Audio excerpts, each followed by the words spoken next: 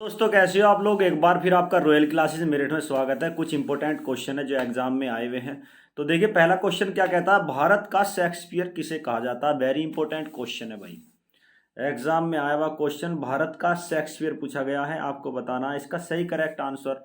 आपको बताना बीरबल है, कालिदास है, सूरदास है या अमीर खुसरो। तो ये पूछा भारत का शेक्सपियर, इसका सही करेक्ट आंसर हो जाएगा आपका कालिदास।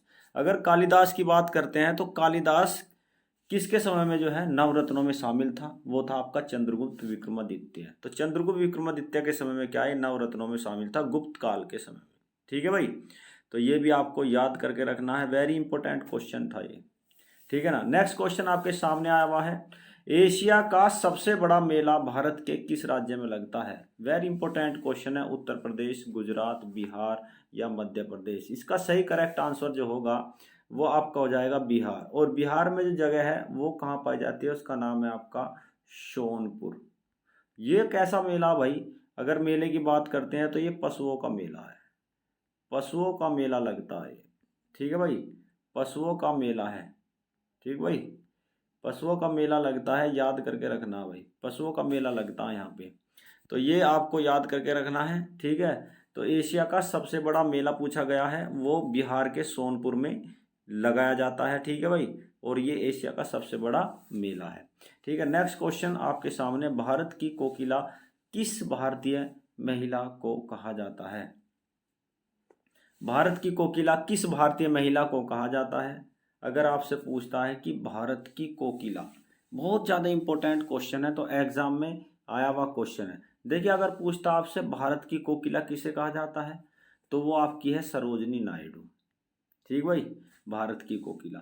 अगर आपसे ये पूछता है कि स्वर कोकिला किसे कहा जाता है, स्वर कोकिला है ये आपकी क्या, स्वर कोकिला की बात करते हैं वो है आपकी लता मंगेशकर। इसका सही करेक्ट आंसर आपका दूसरे वाला ऑप्शन आपका इसमें राइट हो जाएगा। ठीक है भाई, तो भारत की कोकिला और स्वर कोकिला दोनों में क्या फर्क पाया जाता है। ठीक है भाई, तो नेक्स्ट क्वेश्चन आपके सामने है।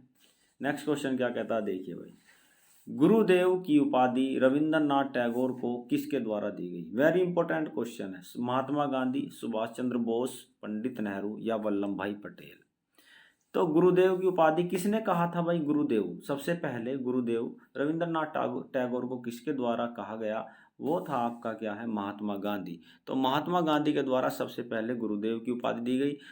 और गुरुदेव ने क्या है, अगर बात करते हैं तो रविंद्रनाथ टैगोर ने महात्मा गांधी को बापू कहकर पुकारा था। ठीक है ना, महात्मा सॉरी, हाँ महात्मा कहकर पुकारा था। महात्मा गांधी का पांचवा पुत्र किसे माना जाता है, वेरी इंपॉर्टेंट क्वेश्चन है। महात्मा गांधी का पांचवा पुत्र किसे माना जाता है, ये आपको बताना है। लक्ष्मी मित्तल, गौतम अडानी, जमनालाल बजाज या रतन टाटा।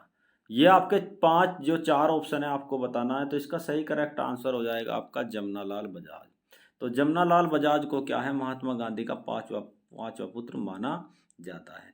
नेक्स्ट क्वेश्चन आपके सामने है, स्क्रीन पर आया हुआ है, किस राज्य को टाइगर स्टेट के नाम से जाना जाता है। वेरी इंपॉर्टेंट क्वेश्चन है भाई, किस राज्य को टाइगर स्टेट के नाम से जाना जाता है। और उसका जो सही करेक्ट आंसर हो जाएगा वो आपका जो है फोर्थ वाला मध्य प्रदेश हो जाता है। इसे टाइगर स्टेट क्यों कहा जाता है भाई, ठीक है ना, टाइगर स्टेट इसलिए कहा जाता है क्योंकि जो है ज़्यादातर क्या टाइगर जो है रिजर्व है इसके अंतर्गत। ठीक है भाई, तो इसे टाइगर स्टेट के नाम से भी जाना जाता है। नेक्स्ट क्वेश्चन आपके सामने है, और नेक्स्ट क्वेश्चन क्या कहता है, स्क्रीन के ऊपर आया हुआ क्वेश्चन क्या कहता है, देखिए, प्रस्तावना की भाषा किस देश से ली गई है, आपको बताना है। अगर आपसे पूछता प्रस्तावना की भाषा, तो प्रस्तावना की भाषा किस देश से ली गई, इसका सही करेक्ट आंसर आपका जो है ऑस्ट्रेलिया हो जाएगा। अगर आपसे ये पूछता है कि प्रस्तावना शब्द जो है किस देश से लिया गया है, तो इसका सही करेक्ट आंसर आपका अमेरिका हो जाएगा।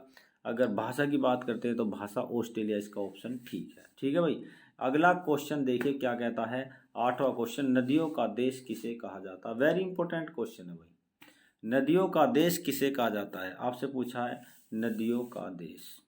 ठीक है भाई, भाई नदियों का देश पूछा गया है, तो नदियों का देश आपको बताना, भारत, ब्राज़ील, पाकिस्तान या बांग्लादेश। नदियों का देश आपका है आपका बांग्लादेश।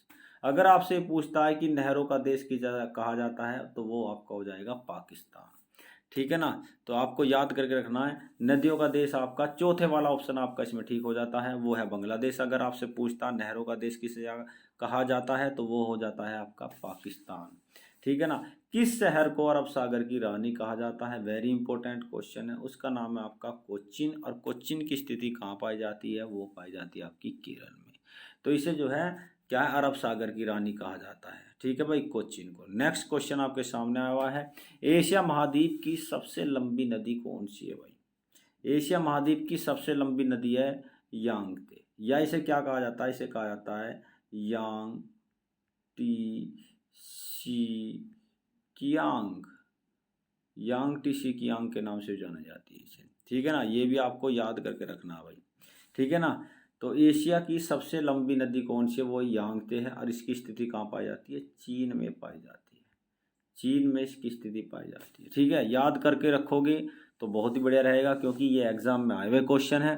तो ऐसी वीडियो आपको मिलती रहेगी एक मज़ेदार क्वेश्चनों के साथ, आपकी तैयारी भी होती रहेगी। अगर आपको ये वीडियो अच्छी लगी तो आप इसे लाइक करो, शेयर करो और सब्सक्राइब करो। ऐसी वीडियो आपको फिर मिलेंगे ऐसी वीडियो में एक बार फिर। ओके।